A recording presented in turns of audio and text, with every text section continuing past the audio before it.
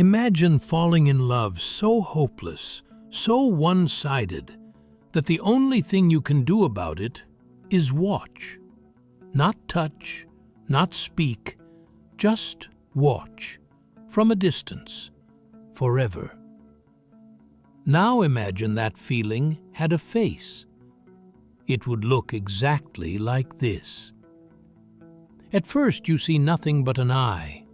One enormous eye, sitting alone in the middle of a face, staring downward, past you, at something hidden at the foot of a cliff. And the strange thing is, you do not feel afraid. You feel embarrassed, almost caught, as if you have walked in on someone in a private moment. Because this is not how a predator looks at its prey. This is how someone looks when they would give absolutely anything just to be loved back. You are looking at a monster, and somehow the monster is the one who seems fragile. This is the Cyclops, painted by the French artist Odilon Redon around 1914, in the final years of his life. Oil on cardboard, a small canvas, roughly 66 by 53 centimeters. Today it hangs in the Kröller-Müller Museum in the Netherlands, and art historians consider it one of the true peaks of an entire movement called Symbolism. But to understand what is actually happening on this canvas, you first need to know the story behind it. The Cyclops in the painting has a name, Polyphemus. He is the son of Poseidon, god of the sea, a one-eyed giant, famous in Greek mythology for his brute strength and his savagery. And in this particular myth, he is hopelessly, helplessly in love. The object of his affection is Galatea, one of 50 sea nymphs called the Nereids. Polyphemus tries everything to win her over. He plays her songs on a reed flute. He brings her offerings of milk and cheese. None of it matters. Galatea's heart belongs to someone else, a young shepherd named Acis. And when Polyphemus finally discovers the two of them together, something in him breaks. In a fit of jealous rage, he tears a boulder from the mountainside and crushes Acis beneath it.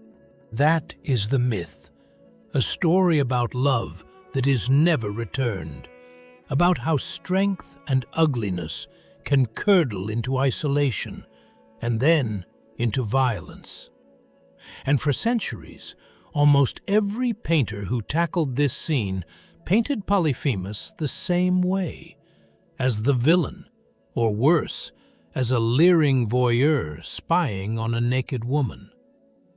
In 1880, the French symbolist Gustave Moreau exhibited his own version of this exact myth.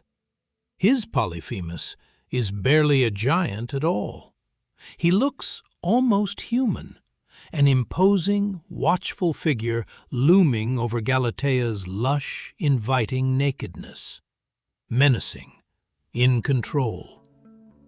Redon looked at the same myth and painted something completely different. His Polyphemus is not threatening. He is not even confident. He looks passive, shy, almost pitiful, more like some enormous, soft creature than a fearsome giant. He hides himself behind a ridge of rock.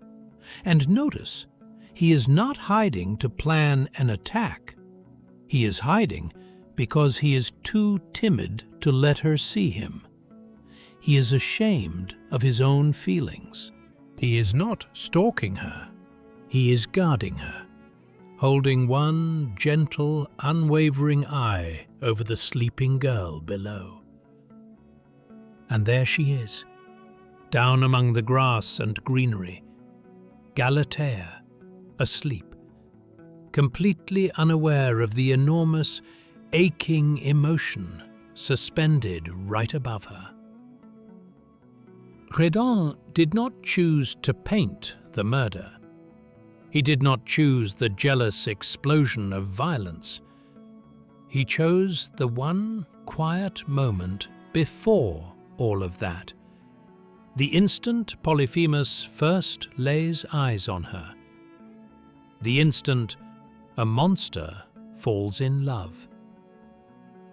And maybe that is exactly why Acis is nowhere in this painting. There are only two figures here, the one who loves and the one who will never love him back. Redon himself once tried to explain what he was really doing with paintings like this one. He said his entire originality as an artist came from making impossible, unbelievable creatures live according to human logic, placing the visible in service of the invisible, as far as that was ever possible.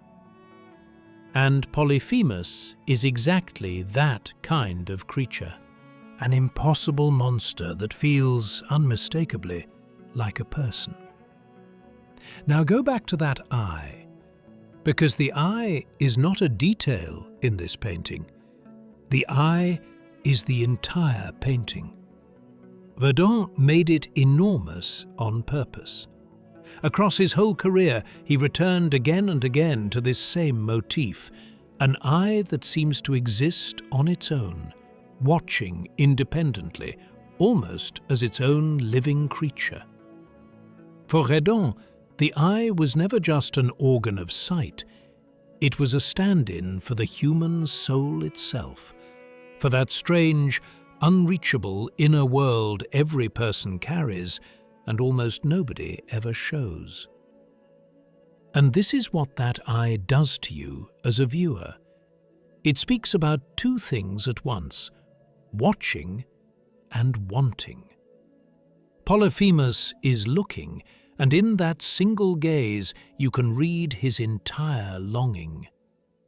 This is exactly how people look at something they desperately want and know they can never touch. By blowing that eye up to an impossible size, Redon is essentially showing you the giant's soul laid bare, stunned, aching, overflowing. The monster is staring at Galatea. But notice something else. That eye also seems to be staring straight at you. And if standing in front of this painting stirs up some feeling you usually keep buried, some private longing you do not examine too closely, then the symbolist painter has done exactly what he set out to do. Now look back down at the reason for all of it. That contrast is the entire nerve of this composition. One massive figure looming over the hillside, and one tiny figure curled into the earth below him. Galatea, naked, almost dissolving into the landscape itself, a prisoner of someone else's gaze without even knowing it. This strangeness was not an accident or a whim on Redon's part. He belonged to a generation of artists who were, in a very real sense, rebelling against reality itself. By the end of the 19th century, naturalism dominated the art world, the idea that painting should mirror the visible world as precisely and faithfully as a photograph. The Symbolists, and Redon is usually placed among them, declared war on that idea. They believed art should not capture an object, it should capture an emotion. Not reality, but something closer to a dream. They were drawn to the subconscious, to the unexplainable, to whatever lived just beneath the surface of things. And again, they turned to Greek mythology and to the female form as their language for talking about love, fear, death, and desire that would never be returned. The Cyclops is precisely that kind of painting. Redon himself disliked labels and mostly kept to himself. His real influences were poets: Baudelaire, Mallarmé, Edgar Allan Poe. And a strange kind of fame found him almost by accident through a scandalous novel by Joris Karl Huysmans called Against Nature, in which the aesthete protagonist decorates his home with Redon's unsettling artworks. But to really understand why Redon treated this monster with such tenderness, you have to go back to the very beginning of his life. Odilon Redon was born in Bordeaux on the 20th of April, 1840. Almost immediately, as an infant, he was sent away to a remote family estate in the Médoc countryside and kept apart from his own family until he was 11 years old. He grew up a sickly, fragile child. Church records from the time describe him as suffering something translated roughly as a moral absence, sudden lapses of consciousness that doctors of the era suspected might be a form of epilepsy. In that period, epilepsy carried enormous social stigma. It was the kind of condition families quietly hid, and it seems very likely that young Odilon was kept out in the countryside for exactly that reason, to keep his illness out of sight. Years and years of silence, years of feeling different, of feeling like someone who had been sent away, set apart from everyone else. There was a father in his life too, a stern, imposing man Redon later admitted he was always somewhat afraid of. But it was this same father who gave him one small, formative gift: the sky. He would point upward and ask his son whether he too could make out strange shapes drifting in the clouds, shifting, dreamlike creatures hovering somewhere between real and imagined. That is where all of it comes from. The eyes, the monsters, the dream imagery that would define his entire career. All of it traces back to a boy who learned to find faces and creatures in clouds, simply because, so often, there was nobody else around. Redon later described the fate of the artist in blunt, painful terms. He said the artist is essentially an accident, someone with no real place in society, and that the moment he shows even a hint of his own originality, its unfamiliar scent unsettles people and makes them turn away.